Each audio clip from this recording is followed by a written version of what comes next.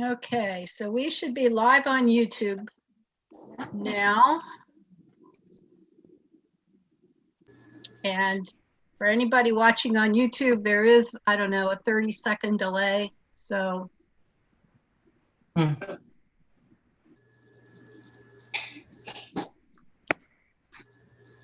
right, let's see if anybody else needs to come in. Live on YouTube.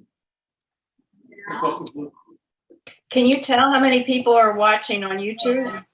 Yeah, if I go over there. It'd be interesting to know what the total. Yeah. Yeah. That was the way of getting around the 100-person limit. It took me a little bit to figure it out because take the power if you don't have you it. watch one YouTube video and it takes you so far, and I needed the last piece, and I finally found a video to tell me. I'm impressed. If you have a question, there's a chat function down below, so you can, if you have a question, you can ask me, you can ask everybody, you can ask somebody privately. So if we have a question. While he's speaking, should we mute it or what? Yeah, so I'm going to mute everybody when Tony is speaking. Oh, you are, okay. Yes. And then if you want to talk, you can unmute yourself, but I will mute everybody. Let's see, we're up to 34. Very impressed, Jane. I don't know. Well, I was practicing that YouTube live a lot, and I was getting really frustrated. Finally, when I figured it out, it was a big weight was lifted. I'll bet. That's pretty impressive, I have to say. Well, it's just nice that there is this technology so we can get together somewhat. And it's actually nice because I get to put faces with the names. When we're in a big meeting, I don't always have that. So. All right. Well, it's a little after 1. If people come in, they can just come in and join us. So I'm now going to mute everybody. Okay. And we'll go ahead and get started.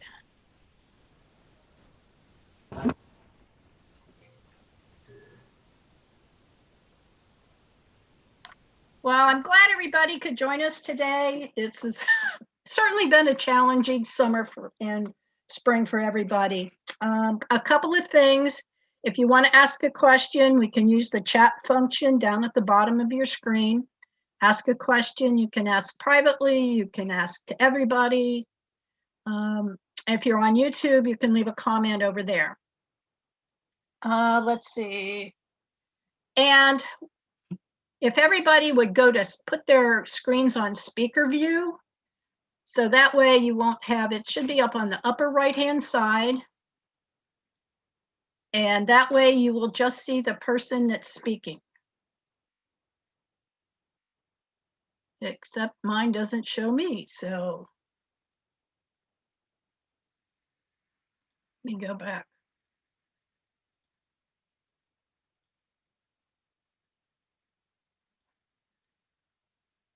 Does everybody see me? Yes. Hi, Beth. Yeah. And so I think that's about all I have on. I'm going back to gallery view because it's not working for me. Anyway, so that's all I have on that, on the Zoom part. A couple of announcements. I think everybody has seen the announcement that the club fair has been canceled for this year, and they will be sending out a pamphlet, brochure, whatever you want to call it, with the information about all the clubs, who to contact, what the dues are, that sort of thing. So be on the lookout for that. I would like to thank J. Hubble Bank, who's offered to help us design a, let me admit, Kathleen, design a voting ballot that we can do remotely. So he's going to work on that. I did find somebody to be a secretary, but I'd love to have a co-secretary. So if anybody is interested, this is a great opportunity. It's a wonderful bunch of people. We have so much fun. So if you're interested in helping out, I'd certainly appreciate it. The 25th anniversary has been rescheduled till 2021 in October, I believe. And everybody should have seen the announcement about our dues. So if you are a member in 2020, we're going to waive your dues for 2021. I think that's fair to everybody since we haven't had our in-person meetings, and it just gives something back to the club. So any questions right now? Okay, Carol, I'm going to turn it over to you. If I can find you, you can unmute yourself. I unmuted you myself. Okay, then if you want to, Carol Curry is one of our program chairs, and if Carol, if you'd like to introduce Tony. Yeah. I'm going to unmute Tony. Well, he's going to have to unmute himself. Okay. I am unmuted. Oh, there he is. Hi, Tony. Okay. Hi, I'm not in the middle, but that's okay. I am happy to introduce our speaker for our meeting today, Tony Makar. And I'll give you a little bit of history about Tony. He was born in Denville, New Jersey, now lives in Ladies Island here in South Carolina. He received his bachelor's degree from USC in Columbia, South Carolina, and then received a master's health administration degree from MUSC. He spent 12 years as an administrator in long-term care, and for the last 12 years has been the owner of Gourmet on Wheels, serving health meals to Beaufort, Bluffton, and Hilton Head. Please join me in welcoming Tony. It's good to see you, Tony. Hey, thank you so much, Carol, and thank you for having me. Yeah, Tony Makar, and this is our shop here. It's in Appetit. If you know where Riverwalk is, I'm give you a little tour. We're closed this week. We closed during the big holidays. We cook and deliver once a week to Beaufort, Bluffton, Hilton Head, low salt, low sugar meals, always err on the healthy side. So on holidays, a lot of families would come into town, or they would, or folks would leave town to be with their families. So it's always a slower week for us. So during COVID, we stayed open because a lot of people needed the meals delivered to their homes, even more so. But now we're able to loosen up a little bit. So we've got this week off. It's nice. I've got a 100% Italian mom that comes from Charleston every week, cooks with us, along with a few of your folks that live in Sun City. Give a shout out to Miss Corrine and Miss Margaret. They help us out big time here. Miss Margaret's a little Swiss lady, and Corrine works our front shop. They both live in Sun City. And so our shop is across from the Lunch Lady and next to Living Goods. So this is our 11th year, going on our 12th. There's our front window there. That's the front outside. And when you walk in, you'll see a menu out by the roadside. Every week it changes. So this week we're opening up. We're doing stuffed peppers. We're doing vodka pasta with a Canadian ham, spinach and artichoke overstuffed portobello, baked salmon, seafood salad, bacon tomato quiche. Every week a different quiche and a different soup. Now this summer we've been doing gazpacho over and over and over while it's been hot. We normally sell it at the farmers markets, and since COVID, the farmers markets had a lot of restrictions. So we just kind of stayed out of it, and we're just having it here in the shop every week. We make it really fresh and healthy, kind of like one of our little signature items. So every week our menu changes, and our shop, if you'd walk in, that refrigerator over there would be filled up with foods. All these refrigerators would be filled up with foods. We'd have the front case right there filled up with food, and you come in and see what we have and then walk in and grab and go, different sizes. Try to keep COVID safe, and we've got hand sanitizer outside. We wash the windows down and the doors a lot. So we cook on Monday, deliver Tuesday these fresh meals, and we make extra so we have them in the shop throughout the week. Now, cooking, how I got my influence, I've got a 100% Italian mom. I told you about her. And then my dad, he's half Polish, half Ukrainian. So my grandmother was a good cook as well. I was that kind of kid that if you went into the if my mom went to the grocery store, I wanted to go with her. Bacon, that we had the lower oven. You look through. I was that little 7-year-old, 6-year-old that watched the bacon cook and make sure it came out just right. So I grew up a foodie. My dad's parents too. My mom was a great Italian cook. My dad's parents, they sold their trucking business to him, and then my grandparents took over they started a tavern in New Jersey, Randolph, New Jersey. And so they did that, and my dad had the trucking company. When my grandfather died, we took that over. So when I was about 11 or 12, I was that kid that was working in the kitchen on a milk crate like 4 or 5 o'clock before the cook would come in, and I'd do it when it was slow, and I'd cook hamburgers and steamed clams, maybe do steak and French fries. It was a little pub, my parents called it. So it changed from a tavern, that was my grandparents, to a pub, Maycar's Pub. My grandfather, he just set the pace for my parents. It was just one business that they had. There were a couple other businesses. So it didn't last for long. We put a manager in charge. It's a lot of work, restaurants. And my parents were up there late at night. I was, as a little kid, up there late at night with them, and I shouldn't have been. But I learned my food and beverage skills there. My sister was a little waitress. And we'd run in there Saturday morning with my dad and get paid to vacuum. But we'd run around the bar. It was like a half bar, half restaurant. We'd pick up change, $5 bills. People that drank a little too much back then would drop their money down on the floor. And we'd race to see, who got what side of the bar and how much we'd pick up from the night before. Then we'd vacuum. Grew up being a busboy in Mendham. My dad's friends had restaurant. So I was a banquet kind of server as well when I was just turned of age to be able to work. Then my sister and I were the first to go to college, pretty cool. And I just wanted to go somewhere different. So I came to the University of South Carolina. My sister started like 2 years later, but she stayed up in New Jersey and was starting physical therapy program, a PTA. So down at school, my dad, parents never went to college. I got a 1.76 my first semester, and my sister got a 3.8. I was the smarter one in high school, and she was kind of the troublemaker in high school. But we flipped, and so my dad got our report cards, and he said, a 1.76, Tony, and your sister got a 3.8. I don't understand. I said, Dad, down south, it's a 2-point scale. So I got away with it. He didn't know the difference. He just knew A, B, C, D, F. So, and I got my grades up quick before they sent a letter saying you're on probation. But in college, I worked at different pubs that friends owned, bartended, chicken wings and, stupid fun food. I had a good college experience, played rugby at USC and fraternity. Summers in Hilton Head, Tiki Hut, bar back, and then bartending when I was turned 21. And but in Columbia as well, the nicest restaurant I ever worked at was Garibaldi's. And if you ever go to Savannah, there's a Garibaldi's there. It's a family-owned restaurant. They own Anson's in Charleston too. We almost named our son Anson because we love that restaurant so much. And my wife's name is Anna, so Anna's son. But we chose a different name for our oldest son. We lived in Charleston, and so there they had a Garibaldi's as well, and Anson's, one in Columbia.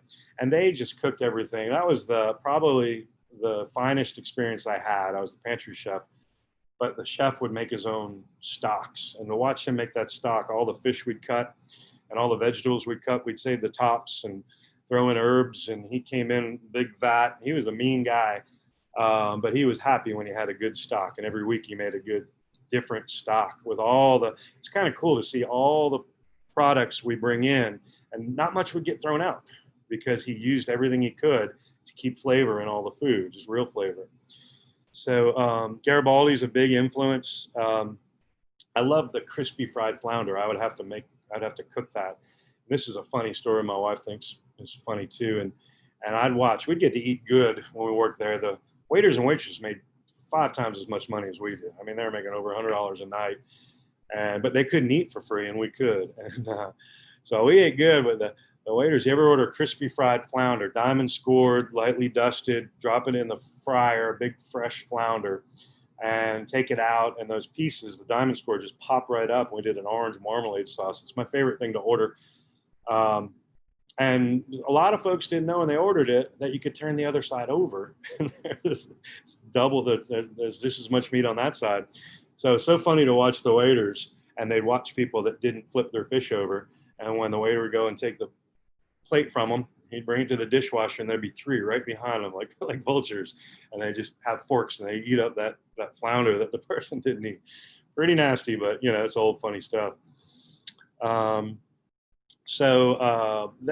let's see, summers in Hilton Head. I chased my wife down. She was a friend of mine for a few years in Hilton Head. She moved to Charleston, so then I moved to Charleston. We were just friends, but she got me a job on Shem Creek, and I worked there, steamed oysters and clams and all different things on Shem Creek. It was a place called Joe's. It's not there anymore, but that was kind of fun. Then my mom moved to South Carolina. My sister was trying to get into MUSC. My grandmother moved. My aunt, a whole exodus from New Jersey came down. My sister trying to get into MUSC, physical therapy school. And so my mom, my grandma and I were going to open up an Italian restaurant. That was kind of like the exciting thing we were going to do. And my mom was in real estate too. She sold real estate. She sold her house in New Jersey to save as much money as possible and to buy the one she had built in Mount Pleasant. And so she sold real estate. She's looking for a building for us. At the same time, I said, well, let me go work for this great company called Harper's. They have, and they do everything from scratch too, but it's a high volume, lunch and dinner place. They made their own stocks, their own soups, their own sauces, cut the beef for hamburgers and ground it, cut the fish, right then and there. It just came out. So that was, as a kitchen manager, you had to work up from dishwasher as a manager to go through the program. It's probably the most quality program as far as cooking go through without going to culinary school, and to get paid to do it. So I had to do the front of the house. I went and trained in Columbia. It's no longer there. It's in 5 Points. It was in 5 Points. Now Harper's just has 3 up in Charlotte. But they were expanding at the time, and they asked me to open up a restaurant, one of their new ones in Louisville, Kentucky. That's when I asked my wife to marry me, to go up there and start a whole new life, the two of us. So we got married, moved to Harper's, and I ran that. While I was up there, I had a little epiphany, though. I was really seeing my sister in healthcare, and I was looking at the demographics, and I really thought healthcare, if I can run a restaurant, do a good job. It's all about motivating folks, motivating staff, and, making your customers happy. I thought healthcare was something that you can manage healthcare. And so I looked at that as a whole change. So I applied to graduate school at USC and MUSC, and I told my mom, whichever happens first, you find the restaurant or that's our shop phone. We're closed today, so I'm going to let it ring. So graduate school, I got accepted to that first. So I got into healthcare. Moving back to Charleston to start school, my wife and I ran a bed and breakfast. It was right in downtown Charleston on Trad Street. And it was pretty cool. I cooked breakfast. I learned breakfast really well there. It had to be kind of really nice. It was a finishing school for girls. It's called the Sword Gate Inn. You can look it up. It's in the Ghost Book stories. It's no longer a bed and breakfast now, but there's a diary from Dixie, a lady that went to the finishing school there, wrote that. Lots of cool. General Westmoreland was my next door neighbor. I'd bring him breakfast sometimes. So we deliver meals now, and I can tell some of these older guys that were in the military. I said, I cook for General Westmoreland. I just bring him free breakfast when I had extra food and the guests were getting up late, and his wife Kit, but kind of a cool guy. So then healthcare, and I just didn't want to really move again. So hospitals, you'd have to move around to move up. And so nursing home, I got a job in a nursing home. I knew a person whose brother was running one in Johns Island. So I got into nursing homes, and I moved up to nursing home administrator, and 10, 12 years, came back to Beaufort to run Bayview Manor. That was 2006, I think. And then I was kind of burnt out on it. I think a lot of the folks that were in the Depression a long time ago were kind of, they were born during the Depression. They didn't come into the world with a lot. And going out, working, living in a nursing home, they were fine. They were happy. Now the nursing home industry hasn't really caught up to the folks that are moving in now, and all the choices you can get now. So I kind of got burnt out on healthcare, and I was trying to think of what to do. And if I'm going to start a business, it's time to do it. And I knew healthcare, and I knew food and beverage, and I knew there's a lot of retirees here, and the kids aren't here. So I created Gourmet on Wheels. I rented a kitchen around the corner in Ladies Island Country Club. I like to play golf. So Ladies Island Country Club let me use the club on Mondays. I paid them rent. I would cook all day Monday and deliver everything Tuesday. And that's how we started out of Beaufort. And then we crept into this area and Sun City. And then once we got a little foothold in Sun City, we started delivering down. Now we deliver to Sea Pines and Moss Creek and Health Land Plantation. So, so today I just want to give you a background of where I got to where I got to, because nursing homes, while I was in them, I'm that foodie. I'd have to have really good food. I created buffet dining for the nursing home residents. So, you know, if you were in one of those facilities, they'd lift up the plate and that's what you're getting for that meal. And I had a buffet like this that, you know, they could walk up to and wheel up and pick their piece of chicken and pick their vegetable. And so there was no waste after that when they could pick what they wanted. So I kind of like put food into my work and made sure they were real happy with that. And then when I was looking for ideas, I thought, you know, we had to do pureed, mechanical, soft, chopped, low salt, low sugar, you know, for diabetics. And so all we do now is just low salt, low sugar. Everything we do is cook with unsalted butter and olive oil as a rule of thumb. Try to use brown rice always and just err on the healthy, lean side. So that's kind of how I got to where I was. I was just trying to find what I could do and what maybe this area needed. Today, I was going to make what's on our menu, vodka pasta, for you real quick. It's a real easy, kind of inexpensive meal that's pretty good. And then just show you the ingredients for our gazpacho. So I'm going to move you back over here. This is our shop. We've got some pickled things. We're going to start pickling our own things soon. So we have some frozen meals. And back here, people rent our kitchen as well. So it takes the pressure off me. People rent our kitchen. And food trucks and kind of high-end caterers that go into people's homes. We've got, I can turn around here. This is just some of the tables, and people rent this. They can use everything underneath the tables. And they have their own little sections and own little parts of the refrigerator. So it's a shared community kitchen is what we have. And like I said, if you go to the farmer's market, the paella folks have been cooking out of here. Fire and Rice, it's called. And Hank, he sells crab cakes and he sells she crab soup. He's got his own spot now. His kind of kitchen helps people kind of take a step up from wanting to try a business, and you can, you know, the rents, you're not renting a whole kitchen and restaurant, and it's like a step up to caterers with food trucks that want to try things. And now the food trucks are starting to pick up. It's really not the density here for a food truck, for a lot of food trucks, but since COVID, it's kind of restaurants are kind of having it harder, and there's a lot of chefs out there that think they can make it with a food truck and, you know, have different spots to bring their food to. So it's pretty cool how things have changed a little bit. Our gazpacho, these are the ingredients right here, and it's so healthy. We've been selling at farmers markets for about 8 years, the Beaufort and the Bluffton on Thursday farmers market. Probably 3 to 1 of all the vegetables kind of.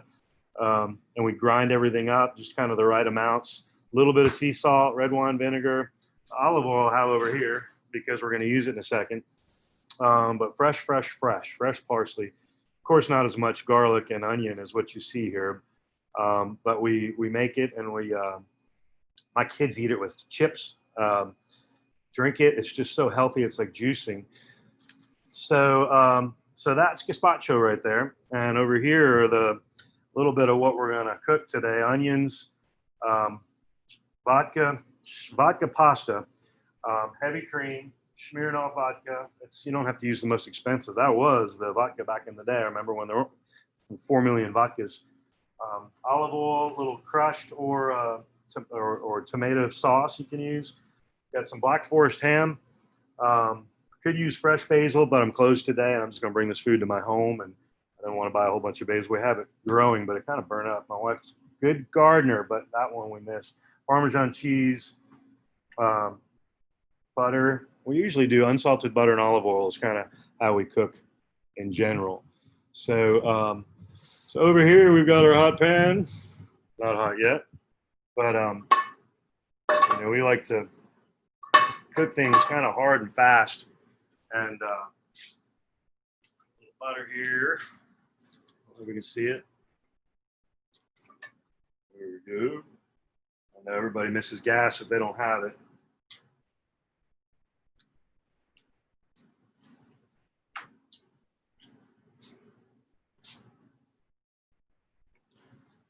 bit of olive oil. I'm going to make a lot of sauce because I am going to take the sauce home.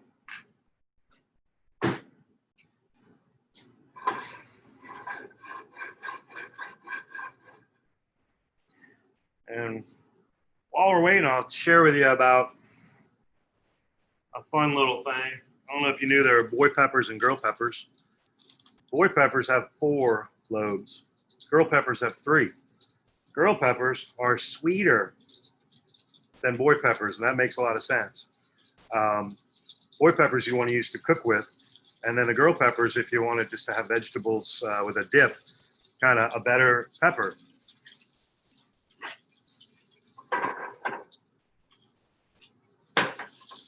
Okay.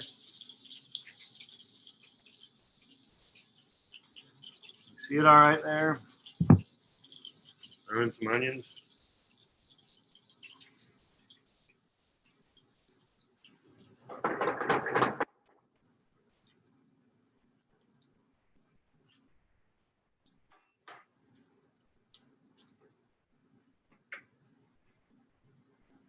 Throw a little basil in while it's cooking.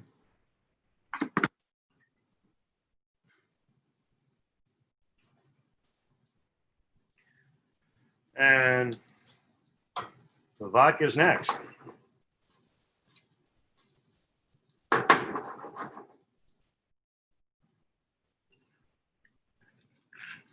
Another thing about peppers. People don't buy a lot of peppers, especially big ones like this, because you might not use it all.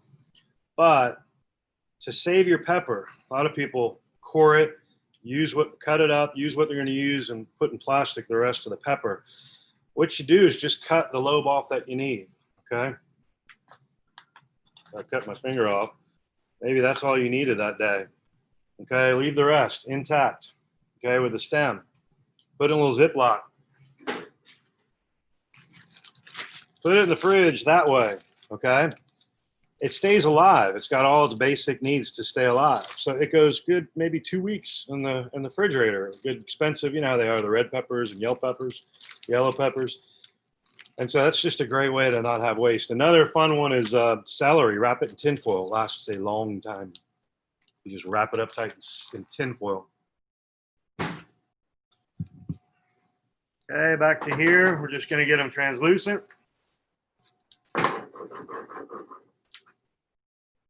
All right. Add some vodka. Good amount. Ooh, started on fire already. Hoping that would happen, but I don't think it would happen that quick. Pretty cool, right?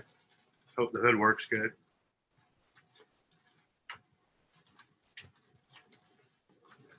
Ooh.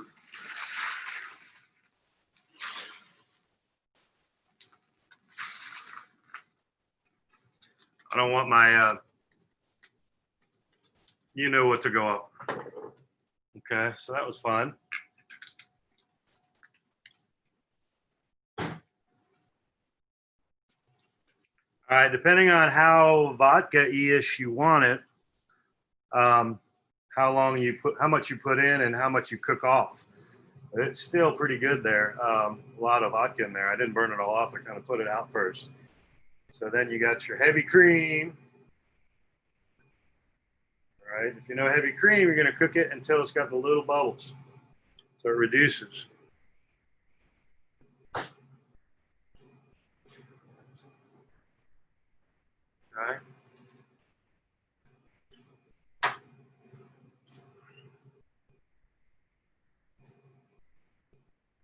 Another fun thing, I spoke to your group a long time ago and that's a little too high. I came to your group maybe 6 or 7 years ago and I got to cook and bring food and talk more in front of folks. That was kind of fun. But make sure you can see it, yeah. Cooking for one, I've done little classes on cooking for 1 or 2, you know, making a big batch of something. You just don't do that anymore. And there's some things you don't cook because it's a process and you don't want that much. And one of my favorites to talk about, just up a little bit, is mashed potatoes. You know, you probably don't cook mashed potatoes as much as you normally would. because it's a process, and it's just a process. So soups, the base of all soups, or a lot of soups, cream soups, is potatoes and butter and milk. So you make yourself a big batch of mashed potatoes and eat them up for 2 days. Some people make those little potato pancakes and fry them with panko. That's kind of fun. But then thin it with chicken stock or beef stock, whatever stock you like, and thin that mashed potato down to soup texture, and add your cauliflower, add your broccoli, whatever you like. You can have 4 or 5 soups that you put in the freezer, and add a mashed potatoes. You've got 5 frozen soups in the freezer, healthy. I'd say cook with, fresh first, frozen second, and canned third. Just canned, it has all the preservatives and salts. So I'm cooking a little hot here still. I'm going to turn it down a little bit. I don't want to break it.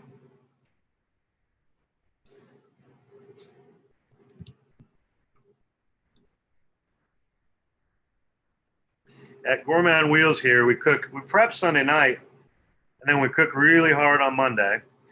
And then we've got a group of folks that come in here and cook at 2 o'clock, 2:30. So we have to be out of here. We get here at 6 in the morning. About 6 of us probably cook really hard all day Monday morning. 3 or 4 of us Sunday night to get a lot of the prep work done.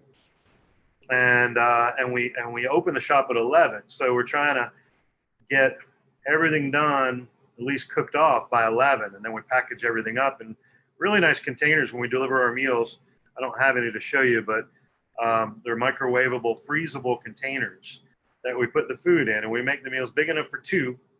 On request, we do make them smaller, like 2/3 the amount for 2/3 the price. But every week, all those choices we deliver to people's homes in fresh. We cook knowing you're going to reheat. We cook knowing you're going to reheat it, so we make it we try to make it just right. So so you don't dry it out. When you go to a restaurant, get something to go, they cook it as though you're going to eat it right there at the table. When you get home, it's kind of mushy.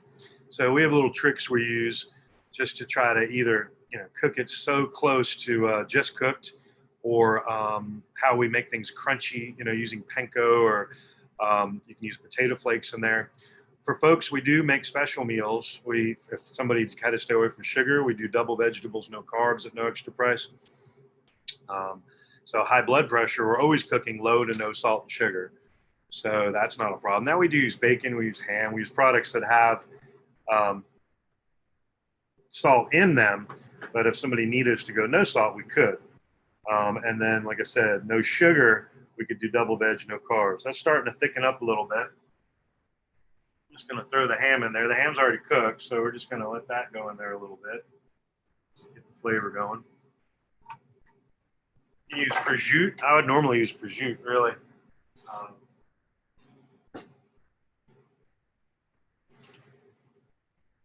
Then we got a little Parmesan cheese coming. That's the final. But before that, I'm going to turn it up, since I'm going to throw some crushed tomatoes in there, and that's going to cool it off. I'm going to turn it up for a second.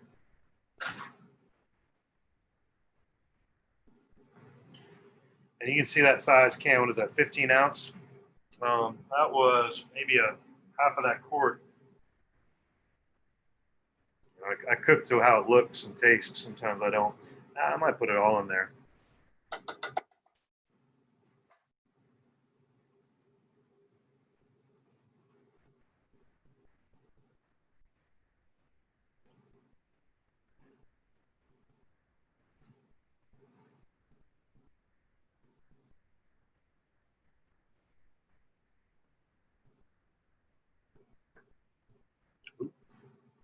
Got me.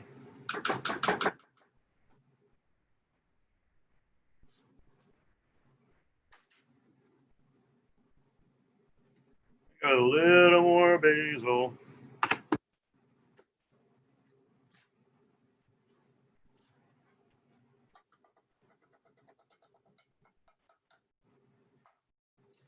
And we're almost done. It's pretty thick already. Now it's getting hot again, so I'm going to turn it down again.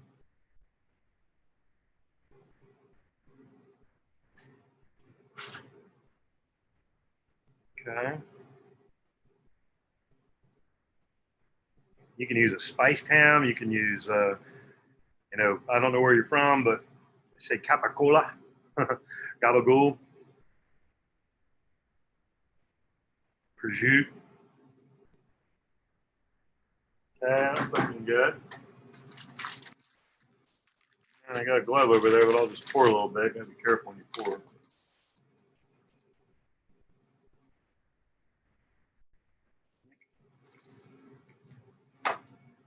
That just thickens it up a little bit more. I do watch cooking shows sometimes. Do to have the pasta already cooked off. So that's it, folks. Toss it together. I could say whoever wants to run over here, the first one here can eat some with me. I'm about 5 minutes from you. But I'm gonna let Zachary take some home. All right. Let me see. I don't know how I'm doing on time. I'm probably too fast, maybe.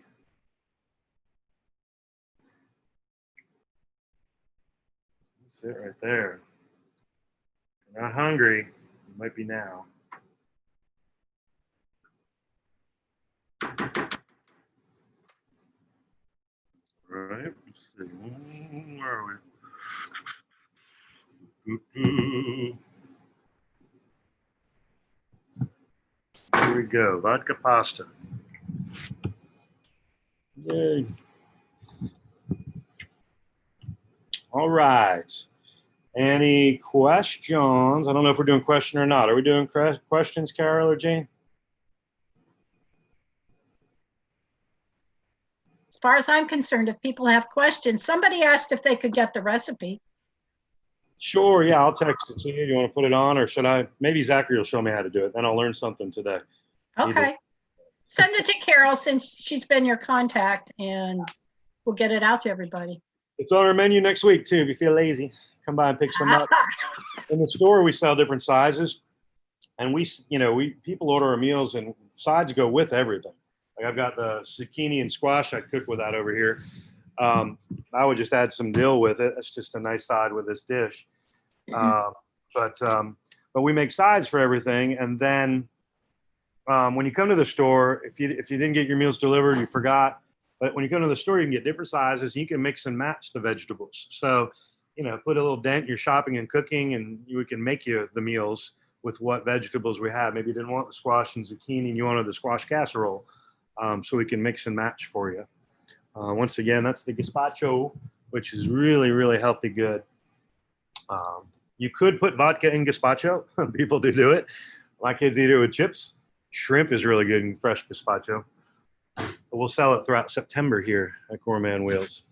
Okay. Any other questions? Tony, are your selections available online that we can go online and look at them? There's 2 more weeks of menus up. We put like a month up at a time. So we've got 2 more, and then we'll put a whole nother month up. We'll just take the big holidays off. And your website, Org. Yeah, gourmetonwheels.org. Everybody got that? Gourmetonwheels.org. And if you just Google Beaufort, South Carolina meal delivery, we'll pop up. Okay. Yeah. But our store is in Riverwalk. Monday through Thursday, we're open 11 to 6. Can you just walk in and order something, or do you have to order ahead? If you want it delivered, you order ahead. If you want to just grab and go, that's the store is. It's just, we got the meals in there ready to go. And like I said, you can mix and match when you come in versus just getting, the meals are all made up, but we can make one up special for you. If you don't like that veg or starch. Are there any other questions? Feel free to unmute yourselves or use the chat function. To unmute yourself, go off to the left on your little microphone and click it. How much cheaper are your foods for grab and go than having them delivered? Yeah, so the large meals that we make, that's kind of big enough for 2, is when we deliver that meal. And if you order 3 meals, there's no delivery charge. So it's $18 a meal. 3 of them, put a dent in your shopping and cooking. We deliver it to you on Tuesday. And it's $1 less if you come pick it up in the store, that size meal. That's the only size we deliver, really. Every week a different soup and quiche, although, like I said, the soups can be gazpacho all month while we can get good tomatoes. So the $18 is a meal for two. Right, delivered. Yeah, we make it big enough. Now, I could eat a whole one and I shouldn't. You could probably share one if your husband's a big eater, or and then make a little salad or bread or worry about dessert. But we Mhm. try to make enough. With chicken cutlets, we're going to trim the chicken so you always get at least 8 ounces of protein, and we'll try to cut it the way, now if it's meatloaf, if it's a big hunk and it's falling apart a little bit, we'll give you that big hunk, let you break it up. But we don't make it like it's for two, but sometimes we're doing it anyway, with 2 4-ounce pieces of chicken or pork, whatever we do that week. Yeah, the pork stuffed tenderloin will be fun. My mom likes to watch me make that one. You get the big pork loin, cut it so it's like a doormat size, and then we marinate it in buttermilk. Buttermilk is really good for pork. If you can marinate it overnight, it breaks down the tendons and makes it even juicier. We're always worrying about it being moist and juicy since you're recooking it. So we marinate the pork overnight in buttermilk, and a cheap version of buttermilk is just milk and vinegar. So it doesn't have to be expensive. And then we season it a little bit with low salt, maybe like a spice. I use sometimes mustache, or if we have something I'm trying to use up, just something. And then is it next week? I think we'll roll it, spinach and goat cheese. I think we're doing, what's it say here? How are we doing it? Spinach, ham, and goat cheese. Yeah, and then we'll roll it up and truss it and then sear it on this big pot over here, this braising pot, and then bake it in the oven. That's a fun, kind of a fancier thing. So we're always doing different. We're doing chicken Devon. One of my roommates in college made chicken Devon. People love that. You never see it on the menu. And that was a fun college meal that my buddy Dugan, that's probably our hottest item as far as just something different. I would do meatloaves more often because people love those type those type just good old stick to your ribs, chicken and dumplings coming out. But then we'll make fancy here and there. So we just mix it up with different proteins. Always having a fish, always having a chicken, a beef, a pork. Sometimes one's not in there. We might do a vegetarian or a ratatouille or something. So it's fun. Some people ask us to cook things, and we'll put it on the menu if we think it's something that everybody else would like. And we're always trying different dishes, but then we're going back to a lot of those old good staples. My mom's, of course, lasagna is awesome. The eggplant, we just did eggplant parmesan before, and we were getting it from the field over here at Sanders Farm, right around the corner from y'all, on the corner of 278 and 170. And getting as much local fresh from him. And then I have extra meals. I bring it to his family. It's a nice young family that own that, and we'll get as much vegetables as we can from them. But mom's eggplant is one of those that eggplant parm, we bake it, cut it and then bread it and bake it in the oven, olive oil. So it's, of course, nothing we do is deep fried, although we just saute a lot. This is Carol. I wanted to tell everyone that I had an opportunity to taste some of the food that Tony makes, and this gazpacho is delicious. Everything that I ate had such wonderful flavor. So you really do a good job. And Oh, thank you so much. Our quiches too. We do them every week, so people love our quiche. That's one that we do a different flavor every week. But since we do it over and over and over and over, Miss Margaret, she's your neighbor. She makes it for me now. She's got it down. She makes her own good quiche. Little lady from Switzerland, but she's got our quiches down the way we wanted to make them, and so she makes them special. We do crustless too. Some people just don't want that. We do a little keto. We do a couple keto things, sausage balls, and we'll make the quiche crustless. So if somebody's diabetic, we don't. They ordered it online. We could do it for them, but we'll have just whatever quiche of the week that week. We'll at least have, make one or two of those and have a little 1/6 in the refrigerator here of the crustless plus the regular quiche.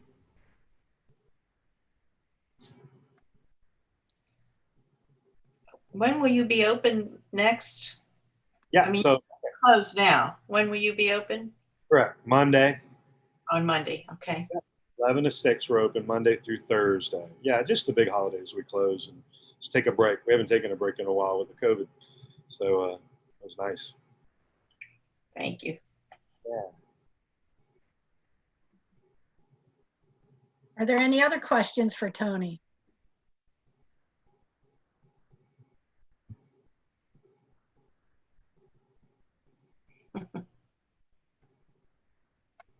Yeah, I'm very really. If you want me to talk about something else, I will. So I take it you've been busy during COVID? Did business pick up a lot? Yeah, at first, no, because everybody emptied the grocery stores and loaded their refrigerators and freezers, and so right away, I think everybody got over prepared or prepared, and the and then the advent of Grubhub, Uber Eats, DoorDash. So 11 years ago, we're going on 12 years. I was the only game in town delivering meals to people's homes, and maybe pizza you'd get at home. But so when I started it, I had no competition. Then maybe 3 years ago, Blue Apron started, or one of those, and people tried that, um, and I think people liked it, but it was still a lot of work and a lot of packaging, and you still had to do everything. And I always thought that industry would kind of like self defeat itself because you're teaching people how to cook. But I guess over and over, new people will try it. And so, but that helped us because people said, we like this, but let's try something else. What else is out there? And we were like the only other thing out there at the time. So that gave us a nice little bump. COVID, our store has just been open like a year and a half now. I've been cooking in Ladies Island for the first 10 years. So these next 2 years, finally have our own spot. And the storefront was building up. People were coming in routinely. And so, but COVID happened and that really slowed it down. And now we're kind of creeping back up there. A lot of busy couples, when they find out about us, they order. A lot of times daughters will find us and maybe, mom's in the hospital, dad can't cook, can you help? So that's how folks find us. And we had a billboard up. Oh my goodness, put it up. And then COVID happened. And I already paid for it a month or two before. And so that billboard, kind of a waste of money. But, marketing is a big thing. And word of mouth has treated us well for the first 9, 10 years. Now, I think I have to get back into the healthcare marketing. So the people that really need us and don't know we're out there, home health companies or home care companies, busy couples, that's a big one. But now all these Uber Eats. So, but if they want the healthy, we're going to stick with always the low salt, low sugar, unsalted butter, olive oil. That's the niche we've never had anybody kind of touch us with. So if you want it healthy and we can tweak it for you, if you have allergies or dislikes, so that's where we're going to reroute our kind of energy in the marketing campaign. Do you make crispy flounder? Do we make that fried crispy flounder? No, we don't do fry anything. We do flounder rolled. We do stuffed flounder. We do a lot of flounder, but we just did it in papillote last week. So we took it and a nice little piece of butter was under there ready to melt. We cooked it all the way through, rolled it in papillote, added really thinly sliced vegetables, carrots and zucchini and squash and couple. I didn't make that one, and then you open it up, and when you heat it up in the container we bring it in, it's just still, it's got white wine cooked in it, and it just keeps it real moist. So we did flounder in papillote about a week or so ago. The flounder. Some things you just don't want somebody. I don't. That's one of those because I cook a lot and I cook for my family. My wife's a wonderful cook too, but she's more super healthy. And if I want something that I want, I'm probably gonna have to make it. But when you cook a lot, there's things you don't want to cook much. You want someone else to do it for you, so you're the one getting it's like that's when I save a couple things. I just don't. It's really good. I just don't even want to learn how to make it because I'd rather somebody make it for me and enjoy it. Do you have any Question for you. favorite restaurants in this area? Do you have any favorite restaurants in this area? Favorite restaurants. Let's see. Goodness, we live in Ladies Island, so we go there more. The Bull is just a fun little restaurant in Beaufort that we like to go to. My nephew worked at Saltus. That's a really nice higher end restaurant. My dad's girlfriend lived in Moss Creek here a while back. What is it? Tony Bones we go to. Is that the name of it? That I really liked. But in Beaufort, the Bull Tavern. It's kind of just quaint, different. You feel like you're in Charleston, like long hallway kind of rooms, and the bar is pretty active. And then there's rooms. They make really good pizza there too. On the other half of the restaurant, they do pizzas, a little flat, thin. So the Bull is probably our favorite because they do real good Angus burgers, but then you have very fancy dishes. There's just different levels, and they make I love it. It's oh, what is that fish that you, oh, mullet. They have a smoked mullet appetizer. That's just, I love smoky things, you know, and that smoked mullet was a great little dip. They have a bunch of tapenades and things there at the bowl, which is, you know, from Charleston. So we brought a lot of Charleston things there. Shrimp and grits. Um, that's a fun one that I like to do. And that we use smoked Gouda grits and little half and half to thicken them up, chicken stock and the grits. And you know, stocks. So we don't make stock as much as we do. We don't use a lot of it because it's really salt. But if we need to, we'll make our own. But we do a little bit of chicken stock in the grits. And then this Paul Prudhomme product that we make the brown gravy with is to die for. And it's like a braided smoked ham. So it's that tasso ham. And we take it and put it in a blender and turn it into kind of like dust. But that'd be the base of the brown gravy. When I ran that bed and breakfast, I learned about brown coffee gravy, you know, to do like a red eye gravy. Yeah, I've learned from so many people. This lady, Leona and Fluefa, and they helped clean the bed and breakfast my wife and I ran for a little bit. My wife would do the turn down with chocolates, and she'd do the there's only 6 rooms. She'd do the wine and cheese. We'd make a nice little Jezebel appetizer. The quickest little fun appetizer is mixing different jellies, like strawberry, raspberry, or orange, and then a little bit of horseradish and some cracked red pepper.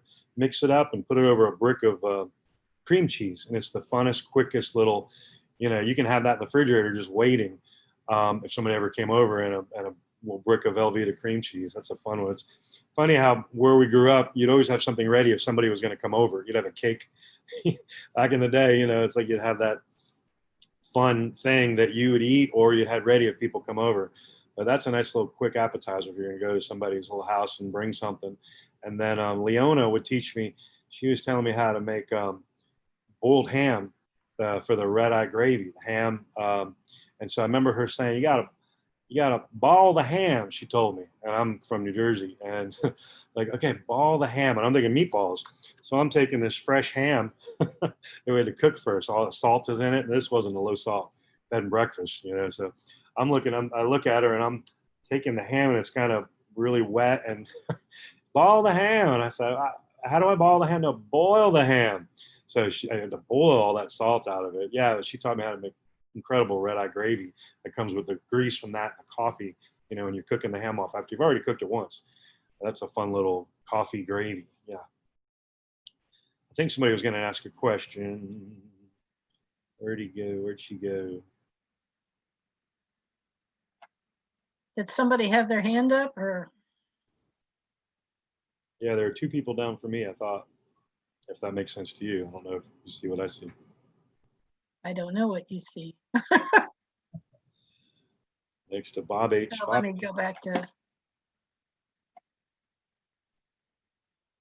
Yeah. if you have a question, unmute yourself and ask Tony. Over to the other page. And so cooking for one, if you really were looking for ideas, you know, how to take that chicken, and I know a lot of people go those rotisserie chickens and eat it and then turn it into chicken salad. I just like smart cooking where you do one thing and it turns into 4 different things, you know, and that soup, that mashed potato little thing is a good example of that.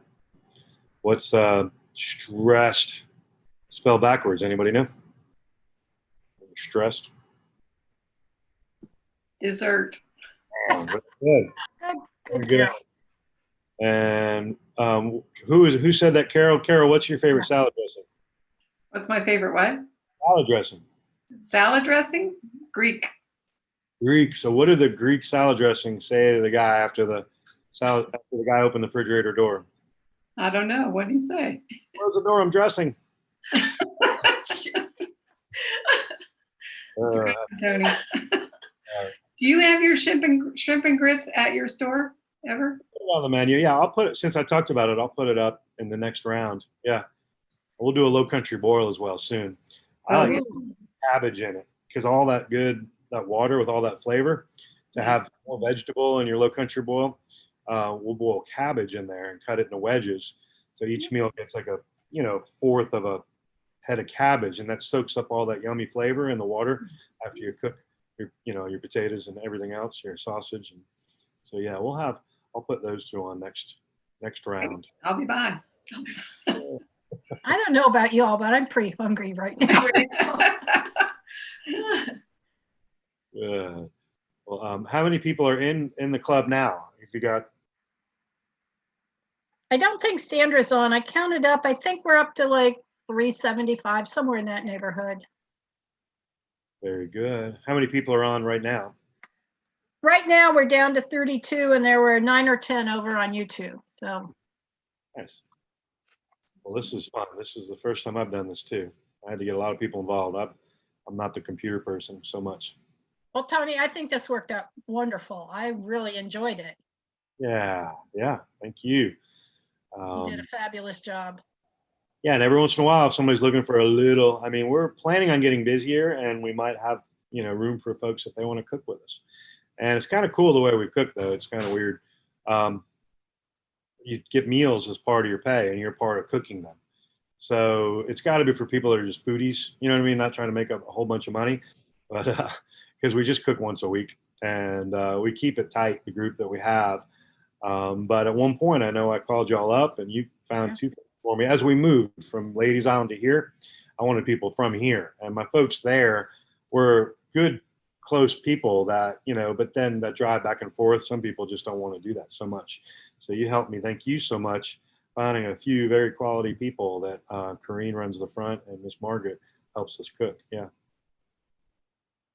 Well, great. Any Yeah. other questions?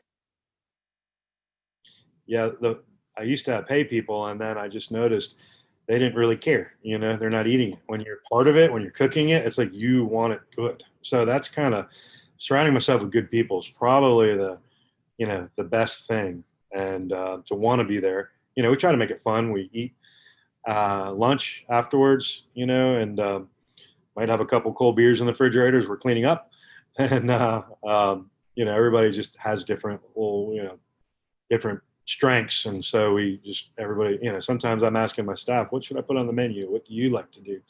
So it's kind of interactive, especially with our customers. They tell us what they want sometimes. It's kind of neat. Okay, well, we'll let you go so you can do something productive today. All righty, no, this is great. Thank you so much. But if you would send Carol the recipe, I think everybody would enjoy having the recipe. But if you want to skip doing all the work, you can go up to Tony's shop. If it's on the menu, pick it up there. Thank you so much. Thank you. If I can do anything for y'all, let me know. All right. Thank you again, Tony. We really appreciate it. You. Bye-bye. Bye-bye. Thank you. So Bon Appetit members, is there any questions? I thought he was great. I did too. I was blown away by what he did. Yeah, I didn't know he was going to cook anything. He said wasn't sure exactly everything. He was going to give a few hints for cooking for one or two, but he didn't say he was going to cook. And I certainly didn't know there was a male and a female pepper. So I didn't either. I didn't either. That was funny.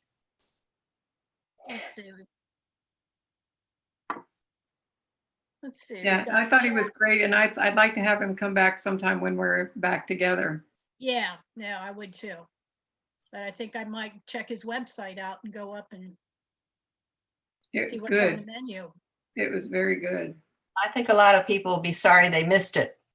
Mm-hmm. Yeah, I think they will too. But hopefully I've recorded it, and if I can figure out how to make that available and the YouTube, post that on our YouTube channel, then people can go watch it at their leisure. So keep my fingers crossed. I can make all that happen. Thank you, Jane. All right. Well, thank you, everybody. Please be patient with us. We're kind of taking it month by month, and but I thought today's went really well. So I thank everybody for all their help. Really Thank well. You have a Thank problem you. with the, Okay. Jane, Yeah. if you have a problem with the YouTube, you might want to check with the So What people, because they did it yesterday. Yeah, I know. I was on there. They did not do YouTube yesterday. They was- recorded it and supposedly put it on YouTube. They recorded it and then they sent the link out. Yeah, So I have not looked at it yet, but Yeah. I'm pretty sure all I have to do is then just publish our YouTube recording somehow. I haven't Yeah. gotten that far yet, but you'll I'll figure check it with Kathy. I talked with her briefly yesterday afterwards. This is all new technology. Yeah, out. All right. you'll Great, figure Steve. it out. You're All right, doing thank you, everybody. Thank Okay. you. Bye-bye. Bye-bye.